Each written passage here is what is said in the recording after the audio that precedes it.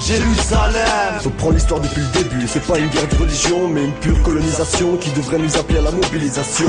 Depuis 1948 jusqu'à 2009, qu'est-ce qui a vraiment changé? La taille du territoire, le nombre d'enfants morts, le nombre d'espoirs envolés sans escorte. Dis-moi, et toi le sais-tu? Combien de personnes face à ce massacre se sont tuées? C'est par les cris qu'ils vivent leur souffrance face à l'indifférence. La Palestine paye notre silence.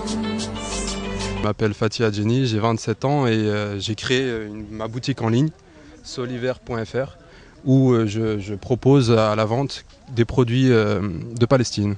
Ce sont des produits solidaires, certains sont équitables, d'autres ne le sont pas, mais ce sont des produits qui viennent que de Palestine. En fait, l'idée du site, c'est regrouper tous les produits qu'on arrive à retrouver dans différentes associations aujourd'hui et de les mettre à disposition de personnes qui ne sont pas du tout au courant de la disponibilité de ces produits en France.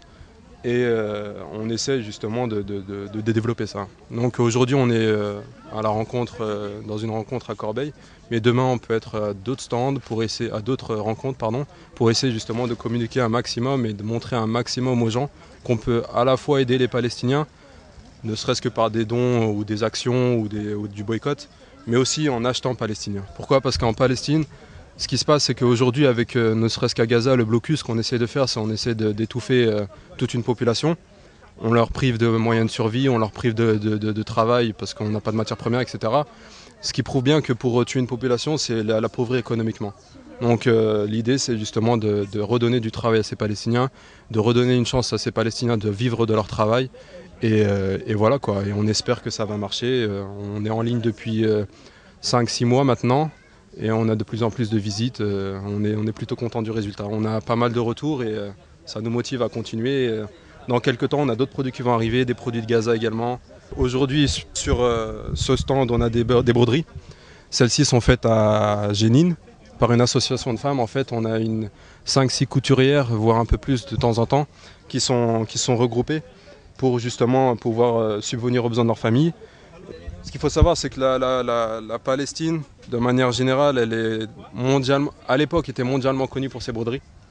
Aujourd'hui, on n'en parle plus du tout. On les boycotte. Donc là, on a des têtes d'oreiller, on a des porte-monnaies.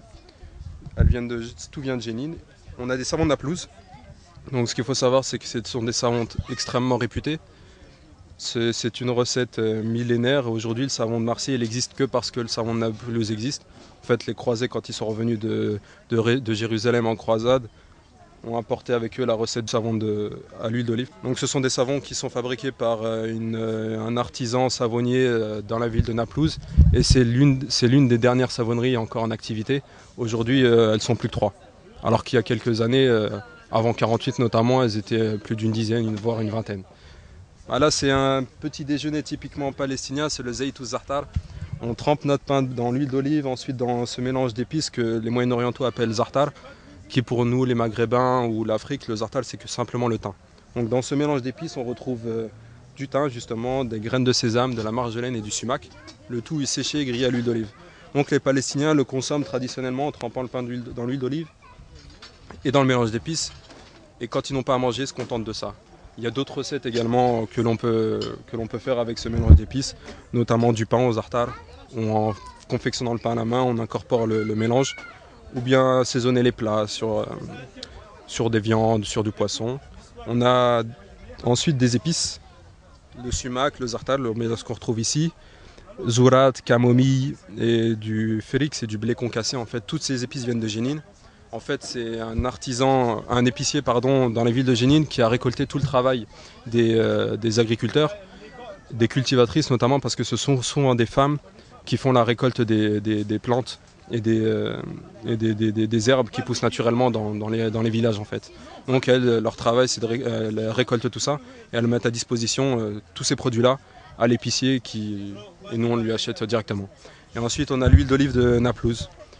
Une huile d'olive super goûteuse, très fruitée, très douce aussi, qui vient de la région de Naplouse et qui est qui a été développé en partenariat avec une ONG, l'UAWC sur place à Naplouse, qui fédère le travail de plusieurs agriculteurs, qui met en bouteille et qui met à disposition ces bouteilles d'huile d'olive. Donc voilà, là c'est une partie des produits qu'on peut retrouver sur la boutique en ligne que j'ai créée. Alors c'est www.soliver.fr, SOLIVR.fr. Alors Soliver, pourquoi Soliver? Parce que historiquement, là on a commencé par travailler avec la Palestine. La Palestine c'est l'huile d'olive, donc l'olive, et Soliver c'est un jeu de mots avec solidaire. Olive et solidaire, ça donne Soliver. Merci. Voilà, merci à vous. Multiplions les manifs qu'Israël arrête l'occupation. Arrête l'occupation. Car sacré taché du sang de nos frères en Palestine. Massacrer des enfants, c'est l'humanité qu'on assassine. J'estime, quand je vois les surfaces à ça, l'Europe soit complice de ce qui se passe à Gaza. Tant d'esprit à conscientiser. C'est l'appel à la paix pour toutes les communautés. J'aime pas tenir des propos vulgaires, mais saloperies de chemise. Vous m'avez mis les nerfs, vous croyez tout permis. Vous entrez dans Gaza, vous prenez des vies. Un massacre c'est le constat, vie de femmes et d'enfants. On n'avait donc pas d'âme, pas de sentiments pour tous ces gens qu'on laisse en blanc. Du haut de mes 10 ans, je vous envoie ce rap dans les dents. C'est pour ces milliers d'enfants que personne ne défend.